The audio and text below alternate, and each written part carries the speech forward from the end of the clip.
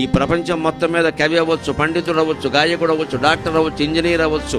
అన్నిటికంటే కష్టమైనది ఏదో తెలుసునండి, మంచి మనిషి కావడం చాలా కష్టం అమ్మా. ఇవాళ సమాజం ఎలా ఉందో గమనించండి. ఏ పత్రికైనా చదవండి, అన్ని మానభంగాలు, హత్యలు, ఘోరాలు, నేరాలు. ఎందుకు ఇలా తయారైంది? అదవుతారు ఇదవుతారు ఉండదు. నువ్వు మంచి మనిషి అయితే చాలు, ఇంకేం అక్కల.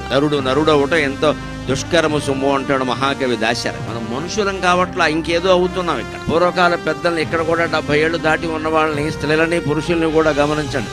వారి జీవితాల్లో ఏదో అవ్వాలి అనుకోలేదు. ఏదో భగవంతుడు ఆయుర్దాయం ఉన్నంతకాలం 2 మెతుకులు తిని మంచి పేరు తెచ్చుకుంటే చాలు, ఇంకేం అక్కల. వాళ్ళ ఆశయం అని మంచి పేరు తెచ్చుకుంటే చాలు, ఇంకేం అక్కల. పిల్లల్ని ఆ మంచి పేరు తెచ్చుకోవడం కోసం ప్రయత్నం చేసి పెంచాలి. ఏదో వృత్తిపరంగానో డబ్బు పరంగానో ఎదగడం కాదు ఇక్కడ. అంటే భవిష్యత్తు గురించిన ఊహలు, భయాలు వదిలేయాలి. పూర్తిగా వర్తమానం. నువ్వు భోగినాడు ఏ చలిమంట కాగుతున్నావో ఆ చలిమంట మీదే నీ దృష్టి అంతా ఉంటే, ఆ వెచ్చదనాన్ని అనుభవిస్తే వర్తమానాన్ని ఆస్వాదించడం అర్థమవుతుంది.